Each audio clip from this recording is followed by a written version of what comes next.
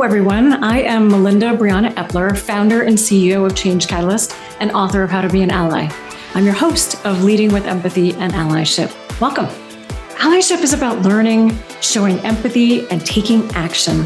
That process often includes learning, unlearning, and relearning, then building empathy for people with different experiences, and above all, taking consistent action. So each week we'll learn from somebody new. Please be open to new ways of thinking and understanding. You can learn more about my work and sign up to join us for a live recording at ally.cc. Let's get started. Hello, everyone. Today, our guest is Esther A. Armah, CEO of the Armah Institute of Emotional Justice and author of the new book, Emotional Justice, A Roadmap for Racial Healing. So we'll be discussing the topic of her book, Emotional Justice, and specifically what transformative change can be created by emotional justice and what it looks like in a corporate setting.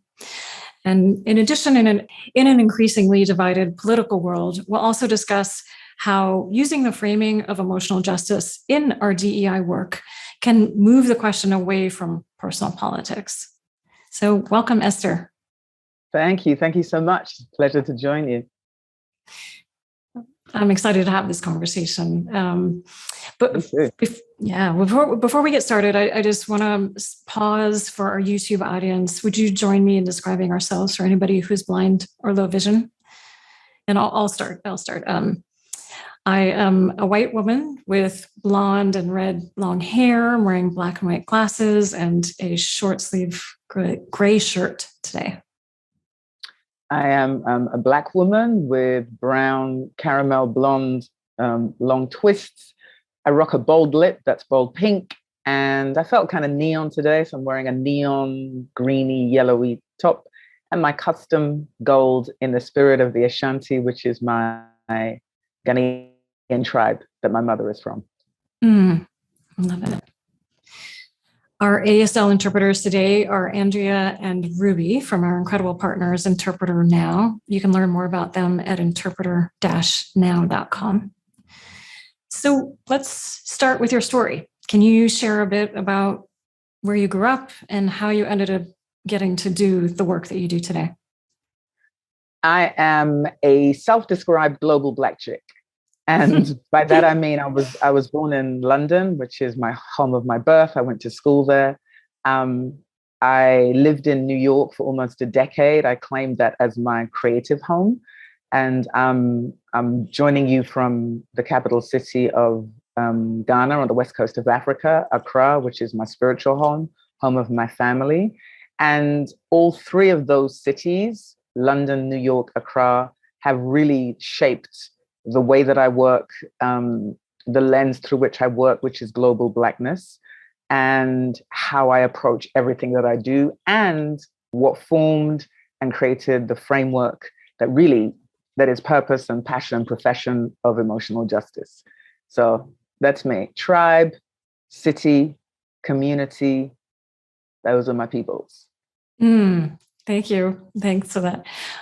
So let's dive right into emotional justice then. First, I should say congratulations on your new book. Thank you. Thank you so much. Incredibly, it's a #1 new release on Amazon. It was #1 for 5 weeks in one category, the general sociology of race relations, and it's now just become #1 in another category, cultural anthropology. And so it's out in the world doing, I'm overwhelmed and in shock, but very excited about that. That's fantastic. I'm so happy. Thank you. So let's start with the beginning with emotional justice. What is it, first off?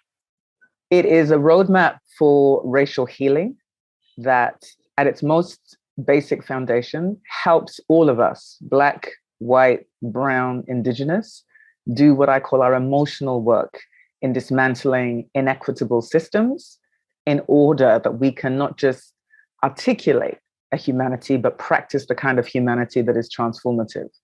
What I mean by that is this is a framework and a roadmap for racial healing that grapples with a legacy of untreated trauma that exists because of the oppressive systems that have shaped our modern world, and what I call created the language of whiteness.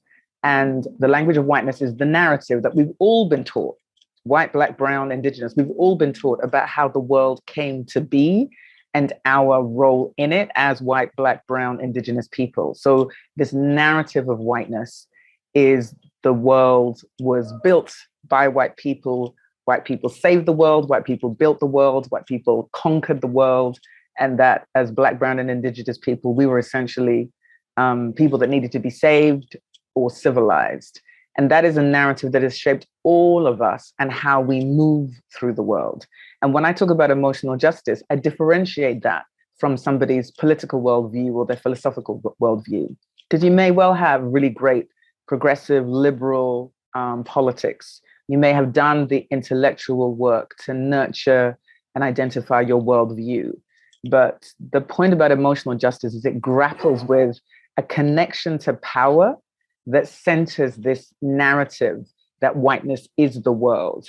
And that disregards whatever your politics are. It deals with something much more fundamental, and that's your notion of your identity. And it's powerful because it's all about connection and connecting to the unfamiliar parts of our own world and unfamiliar parts of other people's worlds. And you're mentioning, I will say that often racial healing is seen as specifically for people with marginalized racial and ethnic identities. And I hear you saying that emotional justice is really for a wider population. Can you talk a little bit more about that? Yes. So emotional justice is saying that we all have emotional work to do in order for there to be a healing that is actually about a full humanity. Part of the challenge that we've had with our understanding of what healing is that we think that it's one demographic that has work to do or one demographic that has healing to do. But the cancer of racism, the cancer of white supremacy, is that it creates two wounds: the deadly delusion of white superiority and black inferiority. And so that means in order to transform that, both groups of people have work to do. The point with emotional justice, though, is that our work is not the same. And part of the challenge that we've had is that on the one hand, people have felt, and the society has treated, the world of DEI has really created this idea that if we could just fix Black people, then there wouldn't be any problems. And the sad and the challenging thing is Black people have bought into that as well. I'm talking to you from the continent. I see this when I work in London. I see this in the States, because that's what the narrative of whiteness creates. That if whiteness is superior, if whiteness is the center, if whiteness is the aspiration, then it is right. And anything else that isn't that is wrong and needs some kind of work. And that philosophy that has shaped the modern world as we know it manifests in what I call our emotional worldview. And so part of my work is saying that you cannot universalize healing when it comes to issues of race. You have to identify who has what work to do and specifically break down what that work is. Because if you don't do that, we continue to have this cycle of progress and regress. We take a few steps forward, there's inevitable backlash, and we come all the way back. And that's because policy alone, legislation alone, cannot fix what is broken. They can do very important work of moving us forward. They can do very important work of foundation building. But in and of themselves, they don't move us forward in terms of the healing work. And what I argue in emotional justice is that there is emotional work we have to do that is specifically about severing this connection to power that centers whiteness. And that's something that shapes all of us. But how we sever that connection is different. It's not the same for white women and white men as it is for Black women and Black men and brown women and brown men, gender identified folks. And without us reckoning with that, doing what I call the work of emotional reckoning, as opposed to just racial reckoning, we'll go in cycles of what I call tweakonomics. A little bit of change here, little tweak there, box ticking here, box ticking there, and we're moving forward. But we're really not. So what I love that your podcast is about leading with empathy, because part of what I explore in emotional justice with this language of whiteness is these 4 areas in this language. And one of them is about racialized emotionality. And a racialized emotionality is where you take a universal emotion, you put race into it, And then you racialize the body in which that emotion shows up. And then that racialized body becomes the target of violence. We know that, we see that, that's what happens in society. Simplest example, anger. Anger, universal emotion. Anybody can get angry about a particular circumstance. And that anger is a universal human emotion that can be connected to any particular thing. But you put anger inside of a Black woman, and you no longer have a person who happens to be Black and feels angry. You have what we define as an angry Black woman.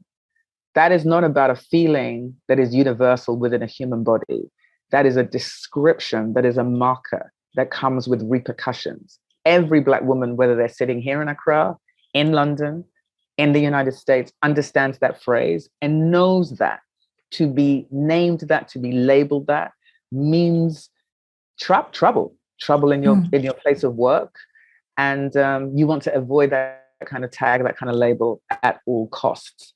And so if we're going to talk about leading with empathy, we have to we have to really reckon with how emotionality is actually explored in society when you put the word race in there. So a racial healing that doesn't take account of how we racialize emotionality is not one that can serve our full humanity, is not one that is a real healing, and therefore cannot be transformative. I want to go deeper into the work that that entails, what that looks like. Before we do that, I just want to address how the work of emotional justice handles the emotions that often come up within white people when you say the language of whiteness, when you talk about white supremacy, like shame, guilt, feelings of blame, or culpability. How does emotional justice work with those emotions? So we have these 4 pillars that are the language of whiteness. Racialized emotionality is one of them. But we also have 4 love languages of emotional justice that are about identifying some of the feelings that you discuss in order for people to actually work through them. So what you just talked about, the feelings that emerge, shame, guilt, blame. We have a love language specifically for white people called resistance negotiation. And resistance negotiation is about you have to negotiate with your resistance to the feelings that emerge when this language comes up. The idea of white supremacy, the idea of whiteness comes up, because the instinct is to defend, to explain, to excuse, to identify yourself as not being culpable in you're not these kinds of people, you're these kinds of people. And part of what emotional justice says is that an emotional reckoning means you must work through your own emotions that come up when these discussions come up and stay and continue the conversation when the historical instinct has been either to be punitive towards the person bringing it up, or to flee the discussion completely, or to distract from what is being discussed. But the truth is, there cannot be easy conversations around racial healing, given how troubled our history is. It is a physical impossibility. And yet there is this expectation that we somehow find a more kind of joyful, loving way to have what are very challenging conversations. So what emotional justice says is that it is a love language, but it is not love in the sense of a universality. It is a love that is about specificity. And it is a love that recognizes that if you're going to talk about racial healing, you have to talk about whiteness and you have to talk about Blackness. In order to talk about whiteness, you have to talk about decentering whiteness. You have to name what is wrong in order that you can identify what can be put right. Now, I'm very clear that when we say the language of whiteness, I don't necessarily mean white people. I'm saying that whiteness is the narrative that we've all been taught about how the world is. So the fact that I'm Black doesn't mean that I'm not shaped by the narrative of whiteness. We all are shaped by it. That's why we all have work to do. So when we say resistance negotiation, I'm saying you have to, as a white person walking through these emotions, negotiate with your own resistance to, again, deny, distract, disregard, or denigrate, and work through those emotions and then stay and ask yourself the next question, which is, how do I speak the language of whiteness? How does it manifest in my world, in my way of moving through, whether it is my leadership, my management? And without doing resistance negotiation, you won't stay in the conversation. And so often what happens is people don't stay with hard conversations. They find all kinds of reasons to negate, to excuse, to distract, to deflect. And we've seen that in a cycle of how this work goes. And so that's why we say in emotional justice, resistance negotiation is the very specific work of white people. It is not work that Black people have to do because they engage in hard conversations all the time. The nature of racism, to some extent, forces you to. It's your lived reality. And the fact of the way whiteness functions is it enables you to excuse yourself from tables of accountability. But you can't have healing that way. If people keep leaving, then how do you heal? So what does it take to stay at tables of accountability where you feel maligned, or you feel indicted, or you feel accused? Those feelings, it's not that those feelings are illegitimate, it's that they're yours. And therefore you must work through them. They don't have anything to do with the Black or brown person who's bringing these issues up. They're the reality of the world in which we all are working to navigate. And so if racial healing is a commitment that you're making, then resistance negotiation is a specific love language that is about learning to stay when it gets hard, learning to stay when you feel maligned, learning to stay when you feel accused, understanding that these are your feelings. You absolutely have a right to feel them, but if healing is your commitment, you must stay. So that's one example. Another example I want to share is what I call intimate reckoning. Intimate reckoning is a particularly gendered unlearning for white women, but for white people, but particularly for white women. And there are 4 love languages that replace the 4 pillars of the language of whiteness. One of those pillars is what we call emotional patriarchy. And emotional patriarchy is a society that privileges, prioritizes, and centers the feelings of white men, of men, no matter the cost and consequence to all women and Black and brown people. We are living in that world right now. We are living with a politics that is the consequence of centering the malign feelings of white men. This is incredibly dangerous because the nature of power means that white men are able to harness and weaponize their feelings and target people as a result of them. And so one of the things emotional justice argues is that specific work is that of white men and white women. And for white women, we call it intimate reckoning. And it's intimate reckoning as opposed to simply racial reckoning, because it is about intimacy. And in emotional justice, we don't talk about intimacy as personal feelings and personal relationship. We look at intimacy in 2 ways, that there's public intimacy and there's private intimacy. Public intimacy is about both professional and political intimacy. Political intimacy via governance and the vote, professional intimacy via your worlds of work, of course, personal relationships, extended family. And we treat intimacy as an institution. It is the place where people find a certain kind of affirmation in how they work, how they are. And it is where the language of whiteness flourishes particularly. And so part of what emotional justice argues, that intimate reckoning is about the work that white women in particular need to do to stop affirming or supporting the kind of emotional patriarchy that is an absolute threat to all of us. Nobody wins when emotional patriarchy flourishes, except the rich white men who are able to harness power in order to have society bend to their particular feelings. It is a cancer, it is a challenge, it is hard, it is painful, but in 2022, it is the racial healing that we need. You know, one of the things emotional justice does is say it's a racial healing model that has built upon and studied the previous racial healing models that are lauded and applauded by the world. And where does that take us? Of course, always South Africa. South Africa is the racial healing model that is lauded and applauded by the world. And in building this framework, I went to South Africa, did assignments there, had the privilege of interviewing Desmond Tutu and some of the leaders of the ANC, and really learnt what I call these pillars of whiteness when it comes to racial healing, I really learned that they're established in that particular healing model, because it was a model that very much centered white insecurity, white anxiety, and white futures. And it very much required emotional labor by Black folk and absolution for white folk. So one is a recipient and one is doing labor.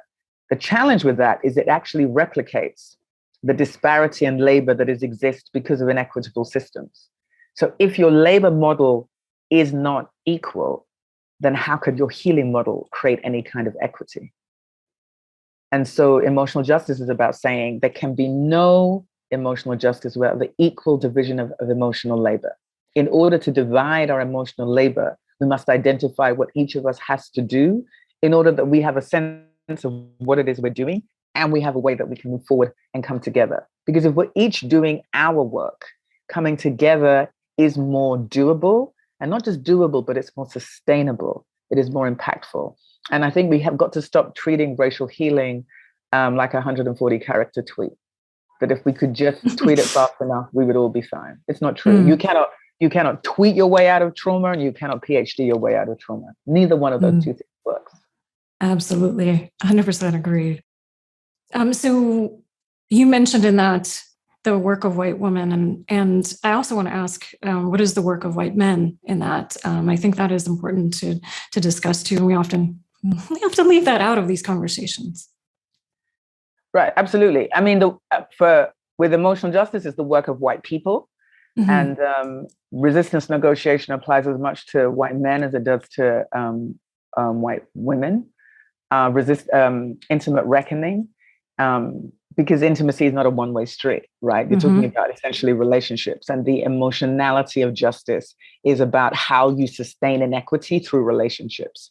And so specifically the work of white men who claim a commitment to a progressive politics and justice. This is particular work for them, because my experience in doing this work is I come across very few white men who do justice work with other white men. Very often that work is done in communities of color, in all different types of communities. It is very rare that you have white men doing work with white men. And the reason that is the emotional justice philosophy around the language of whiteness, that whiteness has taught you that you are not the ones that need fixing. And if you are not the ones that need fixing, what would you be doing staying in your own community? That's one part of it. The other part of it is there is a gratification rooted in a definition of masculinity that is about saving and conquering and teaching, that is fed by doing work in those communities. That is not what this racial healing model requires of any single white man. You literally do not need to be in any Black community again. The work the white men have to do is with other white men. And they have singularly failed to adequately, effectively, in any long-term way, engage other white men in ways that are transformative. How do we know that? I mean, I don't know if I can curse on this podcast, but the world is going to hell in a handbasket. And it's going to hell in a handbasket because people are not doing their work. And part of people not doing their work is for white men to engage, challenge, take on, and deal with other white men. In the same way that we say Black men have to deal with Black men, Black women have to deal with Black women, white women have to deal with white women have to deal with white men. We all have to deal with each other within our own demographics. The reason that matters is that we have created this false, this illusion of a multicultural love that can enable all of us to flourish if we could all just recognize that we're all good people. That's a nice ideal, but it's an illusion that doesn't work in a world that is literally in levels of devastation, reeling from pandemic, police brutality, global protests, environmental disasters. We do not have the luxury in this moment to lean back on a palatable version of love that doesn't require much from us. And so when it comes to white men, for example, there's this work that we do, which is called redefining and reimagining help. Because often what white men will say is, but I really just want to help. That's really what I want to do. I want to help. And the reason we talk about redefining help is that your relationship to help never identifies the person that actually needs help as you and other white men. And by help, I mean a specific unlearning of a power dynamic that centers your whiteness and your maleness. And that kind of unlearning is transformative because of the way in which power functions in so many organizations. And because it doesn't happen, because white men don't take on white men, very little change happens. So I want to give a very quick example. We do, I lead a global institute called the Armah Institute of Emotional Justice. And it's the implementation home of emotional justice. And we have a small but mighty tribe, a global team where we devise and design and deliver training projects and thought leadership. And in one of the trainings that we do, called Emotional Justice, the Truth and Accountability Sessions, we work with often predominantly white leadership about making change in their department. They always have great policies connected to diversity. It's always the same language: zero tolerance of discrimination, zero tolerance of racism, welcoming environment, everybody's welcome, all of the stuff. But because our training starts off by centering whoever is the most marginalized, we start by centering Black and brown communities. And by hearing those voices and then saying to white leadership, your perception of your organization is solely based on your experience, because you exist in a world where you are taught to center yourself, and all of us are taught to center you as well. And we all do it in different ways. No matter what our politics tells us, emotionally, we center how you move through the world. The reality of that means that you'll never find anything wrong with yourself. It will always be somebody else that you're looking at. And we see it again and again and again. So when we do this training, when it comes to our post-workshop facilitation, we say to them, we won't do post-workshop facilitation with anybody who can't hire, fire, or write a check. And inevitably, that's white men. So it always identifies the fact that they have very little diversity in their senior leadership who has that kind of authority. And there's always pushback that, well, we want to bring this person on and we want to be inclusive. I said, well, if you really wanted to be inclusive, your power structure would not be all white men. But if that person can't hire somebody, fire somebody, or write a check, then we can't work with them because they can't enact the kind of change that is transformative for an entire department or entire organization. And that's how we work, because we treat transformative change as not just a matter of urgency, but at this point, it's a matter of life and death, that people are literally dying because of our rejection of our role in transformative change. And white men have been able, because white men are able to weaponize their power in the most punitive way, they are the people that they are the ones that folks are most wary of in terms of having hard conversations. Mm-hmm. But the reality is we can't get to where we're going unless we have hard conversations. And the point is, it is white men who need to be having those hard conversations with other white men and not requiring other people to do that work for them. For Black women, they will tell you going into spaces doing that work with white men is harming. It is harming because there's an absolute wealth of emotional hostility, rage, anger that is coming at you because of the nature of the world and because white men are just unused to being questioned or challenged in a way that is transformative. But unless other white men do that, then the change that people claim that they want can't happen. And part of what we say with emotional justice is become the change you claim. Who is it that you say that you are? And then what is the work required to become that person? And what's required to become that person in terms of white men has very little to do with people of color. It has very much to do with how white men engage with other white men, how they engage or don't engage them, and the way they come together in spaces of accountability, not in the moment, but long term. This is the work that we're talking about now. Most of it, the work that we're talking about now, you talk about as unlearning, which I also talk about in my book as unlearning as a key part of allyship that I talk about on this show and in my book, and training and my inclusive leadership coaching is largely about that unlearning process. And so we've talked about, I think, 2 of the 4 pillars of the language of whiteness. And we don't need to go into the other two, but just to so everyone knows what the ones that we've talked about are: racialized emotionality, emotional patriarchy, and then the other two we haven't gone into so much are emotional currency and emotional economy, which I think I'll just ask people to go to your book and learn more about those. Yay. Because I want to get to the relearning part of this as well, which you've touched on a bit. There's the relearning is key to allyship and empathy as well, as right. We unlearn the systems, the processes, the biases that don't serve us and cause harm, that we relearn more inclusive thoughts and behaviors. And so in your book, you've touched on a couple of these, the 4 emotional justice love languages. Can you share a bit more about them? Yes. With unlearning, there must be something you replace what you've unlearned. Without that replacement, it's always a half-finished job. And so you're unlearning these 4 pillars of the language of whiteness, and you're replacing them with these 4 love languages. I've talked about intimate reckoning as a love language, which is about to end the practice of emotional patriarchy and centering the feelings of white men. Intimate revolution is specifically about Black people. And it's a particularly gendered unlearning. It's about Black women. And it is about the relationship between labor, value, and worth. The history that has shaped all of us means that for Black people in America in particular, but across Europe as well, there is a connection between labor, value, and worth, because quite literally, your value was determined by your ability to work.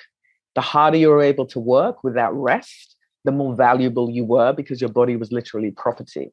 So that's a physical reality. Now, with freedom and civil rights and the legislation that has transformed that has changed in terms of the legislation of the thing, but the practical reality remains. Deeper than that is the emotional connection to value that centers labor, so that the measure of your worth is all about productivity. And I don't mean productivity that just makes you a good citizen and a good human being. I'm talking about grind. I'm talking about you're depleted, you're exhausted, you're burnt out, you're on your knees, you can't do anymore, you can't take anymore, you feel like you're about to burst a blood vessel, but you still want to keep going, keep grinding. And grind is this treated as if it's kind of gangster and glorious. And it's a very real, reality. And so one of the trainings we do called the Love Languages of Emotional Justice is specifically for and with Black and brown women leaders and managers. And it's all about your relationship to grind. Where did you learn it? From whom did you learn it? Where in your community did you learn it? And what does unlearning it look like? So we call it the Emotional Justice Equity Package. And it's about institutionalizing wellness in your world of work. And it's particularly challenging with Black folk and for Black women, because the idea of self-care is treated as an indulgence or something that's peripheral. And so it's what I call the nails and hair brigade. Now, I'm not mad. I'm a sister who likes to do my nails, and Lord knows I go to the salon. I'm not talking about that. I'm talking about institutionalizing wellness as part of how you navigate your world of work. And that it's an institutionalization for you, but then also for the organizations that work with you, who also have a relationship to your being productive, no matter what it is you're walking through, going through, navigating, or dealing with. We saw that with COVID and the expectation that, and Black women talking about doing just levels of labor that they found incredibly exhausting, about which the world was just unaware, because they have no relationship to this history that is an emotional connection for Black women. So intimate revolution is about unlearning that relationship to labor that makes you valuable, and instead institutionalizing a wellness that changes how you work and centers your rest first, and requires the organizations you work with to center rest as well. We do it by introducing what we call the Emotional Justice Equity Package, where we literally require people to budget out what rest looks like for a given project, for a given consultancy, for a given engagement with an organization, because there's 2 learnings. There are the Black women who are learning to institutionalize and center their wellness. And then there's organizations that they're working with who have to learn what that looks like as well in a structural way. Because we deal with structures, we don't deal with individuals. But what we do say is we connect the individual to the institutional structure that they're with, and that systems work through people, right? They don't function just as these kind of amorphic things floating in the world. So those are two. The other two, revolutionary Black grace, is a love language specifically about and for global Black people, and it essentially is saying that we have been taught, the language of whiteness has taught us that American Blackness is criminal and immoral, and African Blackness is wretched and poverty-stricken, and neither one should have anything to do with the other. And that kind of separation and segregation just serves the narrative of whiteness, which is always about division. Keeping people in their corners is always the most powerful way to maintain a powerlessness. So revolutionary Black grace explores how we've come to denigrate each other's Blackness, coming up with language and words that do that. And it's actually saying, we want to pause. We need to give each other grace, which is a patience with each other as Black people that we haven't always had, but a very specific kind of grace. It is Black because it identifies the specific people for whom this is necessary, recognizing, for example, that the historical model that emotional justice evolves out of, the Truth and Reconciliation Commission, there was never a national conversation around forgiveness and healing that centered Black people engaging and dealing and forgiving each other as Black people, ever. It was always about Black and white. So revolutionary Black grace is saying that you need a structure that is just about who you are, who you became as a result of oppressive systems, how you were shaped, and how that shaping shows up. So Blackness in America is shaped by enslavement. Blackness in Britain is shaped by colonialism. Blackness in Africa is shaped by both. All of those things shape how we show up in spaces and rooms. But a revolutionary Black grace is about saying that we all have a single point of connection. And if we start with giving each other grace, we can transform these areas of suspicion, what I call the suspicion economy, that leads us to divest from each other and invest in spaces and people that do not serve the future that we're trying to build for ourselves. That's revolutionary Black grace, and resistance negotiation I've spoken about. Yeah, so those are the four love languages. Fantastic. My last big question, and then I have a couple of quick questions toward the end, is, so we are in an increasingly divided political world. And as a result, leaders, managers, diversity, equity, and inclusion practitioners are finding that really challenging. It's difficult to navigate the personal politics that's in the work. So how can emotional justice be helpful in this space? So for me, I actually call diversity and inclusion at this moment, I call it absurdity and delusion. Okay. I think that we have to be honest about the fact that this has become an unworkable reality for what it intends to do. Because the reality is inclusion is an illusion given the structure that's been created. The reason why people are having so many challenges in terms of their personal politics is that there is no commitment to make spaces truly inclusive. And by making a commitment truly exclusive, I'm talking about wrestling with notions of power. If it's not a conversation about power, there is no real DEI, going on. And as Resmaa Menakem says, when you talk about diverse from whom? Diversity from whom? When you talk about inclusiveness, what is it that you actually mean? So I talk about the illusion of inclusion. And the illusion of inclusion means if we could just do a little bit that enables us to say, well, okay, we're more inclusive, now. But actually, the times demand a different approach. For me, emotional justice is the future of DEI. And it's the future of DEI because it is requiring us to grapple with the thing that is preventing us from moving, and that is power. It is requiring us to reckon with the thing that prevents us from making anything more truly inclusive, and that is whiteness. It is requiring white people to reckon with their whiteness in ways that they've never been required to do. And it's specifically asking those who have a progressive politics to do that because their philosophy already articulates a belief in power sharing. And I would say you got to let your emotionality meet your philosophy, because right now it doesn't. That is part of the reason why there's such a nightmare for people working in DEI. It's unmanageable because it was designed to be unmanageable. It's profitable because it was still always designed to make money minus movement. And if that is what we're doing, then DEI is successful.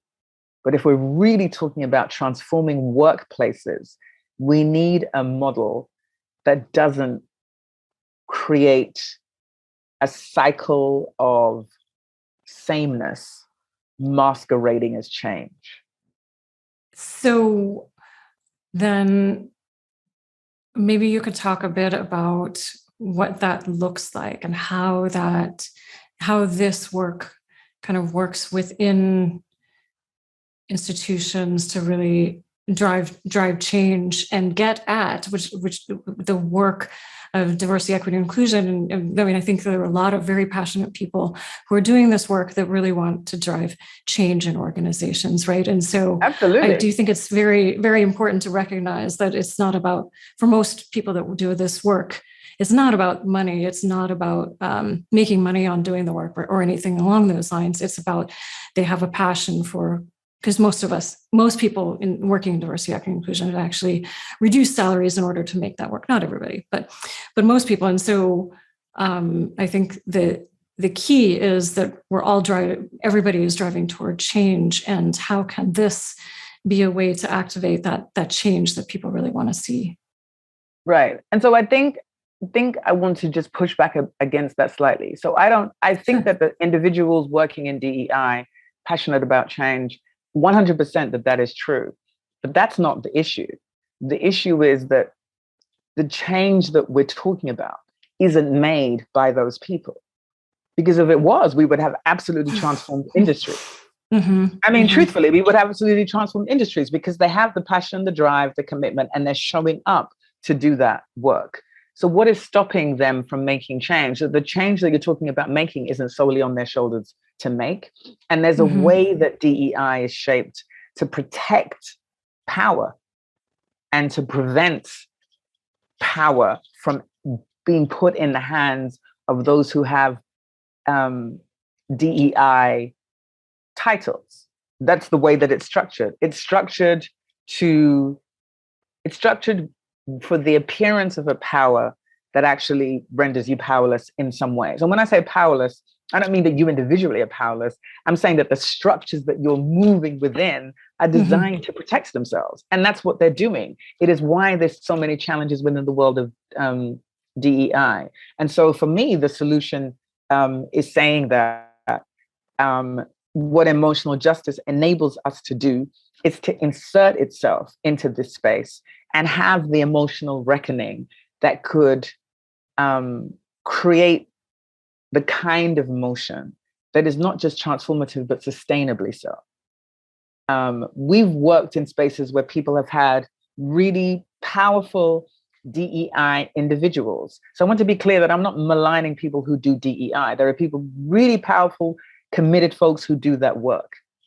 But that's not the challenge. In the same way that when we do our training, we say that we won't work with the person who doesn't write a check or hire or fire. And that is rarely the person who is doing DEI. That's not an indictment of the person doing DEI. It is a recognition that the organization is trying to protect power by keeping power in certain hands.